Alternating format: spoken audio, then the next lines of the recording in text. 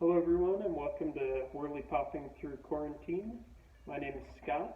Today we're going to be making some popcorn in a Whirley Pop, hence the name. And then we'll also be talking about an economic term for the day, which is Consumer Price Index. So we'll do that and talk about how it relates to making this popcorn. So we'll go ahead and get started. I'll show you what we have lined up here. So basic ingredients, some popcorn, and then butter and oil. So first step, go ahead and put the camera back so you can see what I'm doing here, is we're going to add some oil. Just a really small amount to our Whirley Pop here.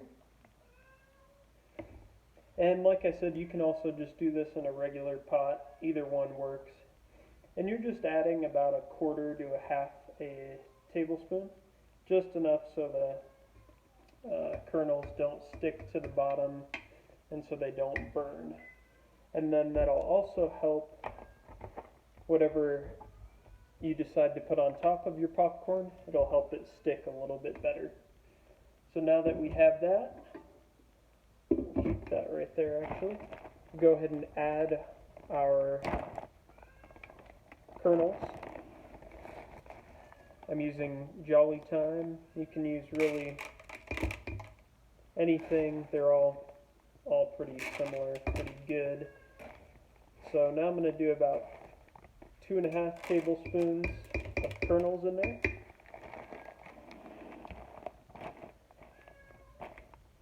And set that off to the side to put on the stove. And now I'm going to wash my hands again real quick. Got some oil on there. Alright, so you might be wondering how the CPI relates to what we're doing today. And essentially what the CPI is if you take a basket of goods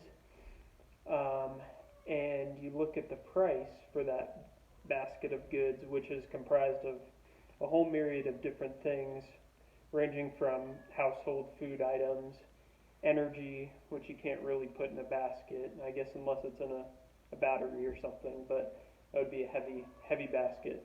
So energy, your actual house or shelter, gasoline, any of those things go into the CPI. And what the Consumer Price Index is it'll measure how much does that same basket of goods cost. Let's say a year ago, how much was that basket of goods and how much is it today? So that report just came out yesterday and shows that it has gone up on average for that entire basket of goods 1.4%. So this is a really good proxy for inflation, in my opinion. So what that means is everything in that basket of goods costs about 1.4% more than it did a year ago.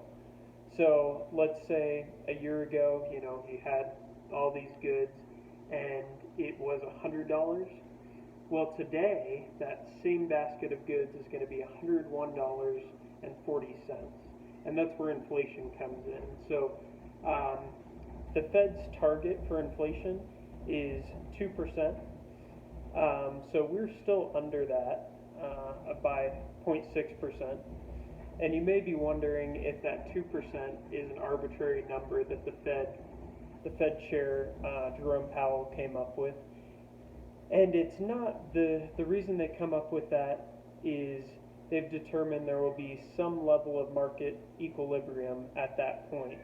There will be a good amount of demand in terms of consumers wanting to spend money because they're not going to hoard all their cash because they know, hey, a year from now it's going to be worth less, so I might as well spend some of it.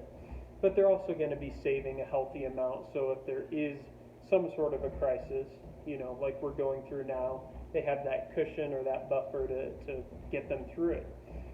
So that's where that 2% comes from.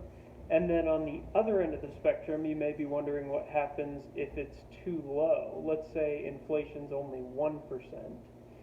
Well, what that means is people will be less inclined to spend money, and less inclined to therefore stimulate the economy, because they know, hey, let's take the example of buying a car.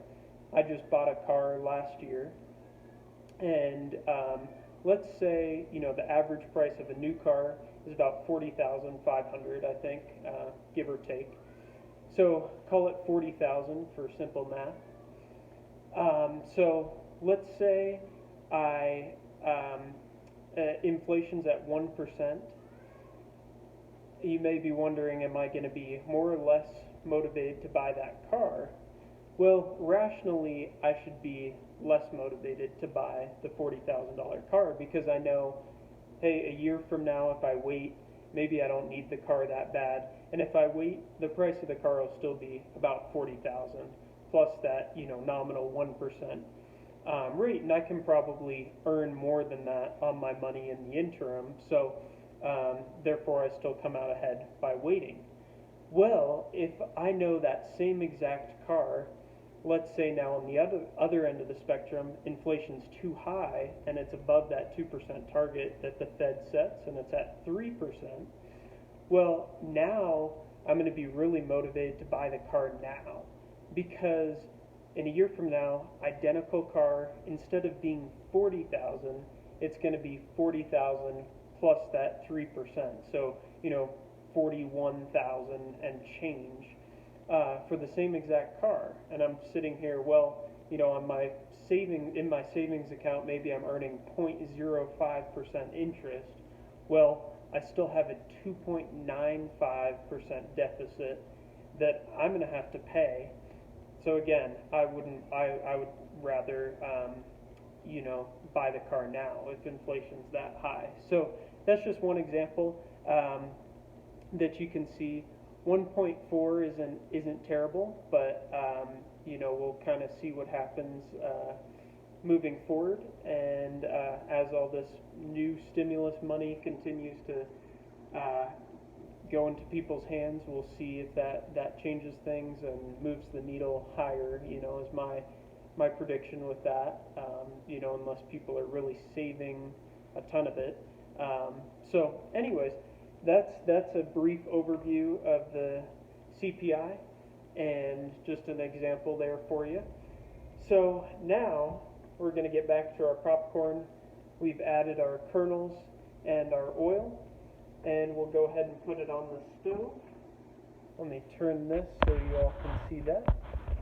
Alright, so we have it on the stove, and we're going to turn the heat up all the way.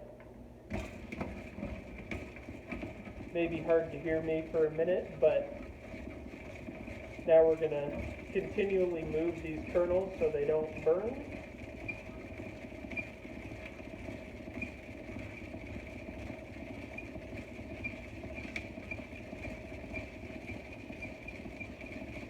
And then we'll get our topping ready, which is going to be butter and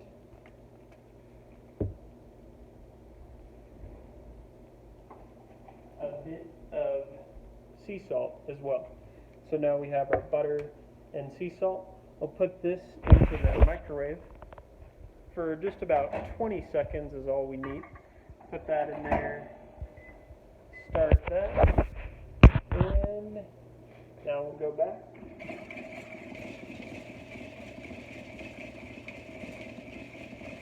And this should only take about another 30 seconds before this is ready.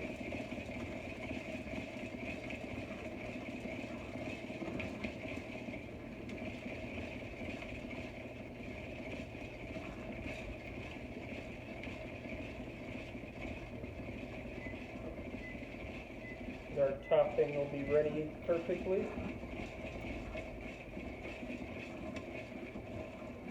And again, you don't want to do too much butter on top or it'll become really saturated. So I just did about a quarter stick of butter to put on 2.5 tablespoons worth of kernels.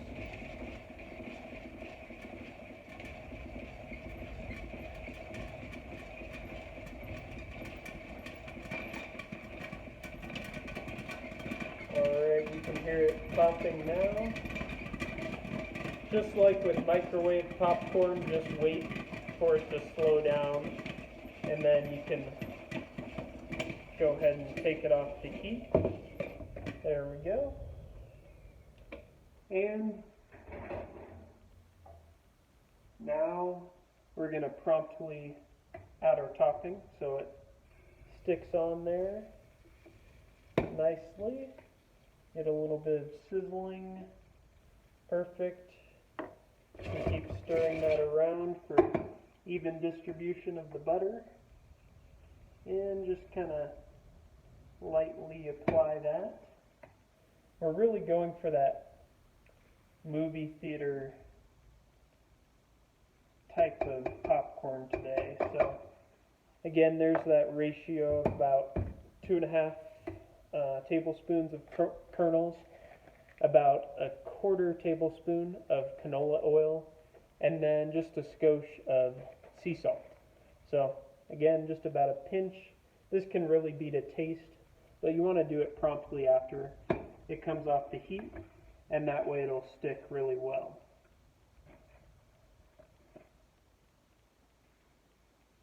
Alright, there we go.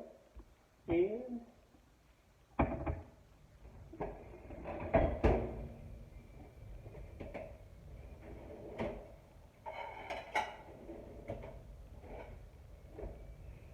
now we'll grab a bowl to serve this up in while it's nice and hot.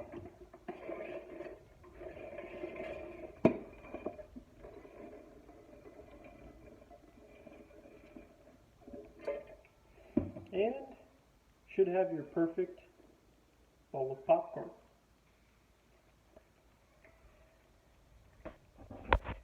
Thank you all for joining me for my first installment of Whirley popping through quarantine and talking about the CPI. We still have, I think, 13 more days that I'll be at home quarantined.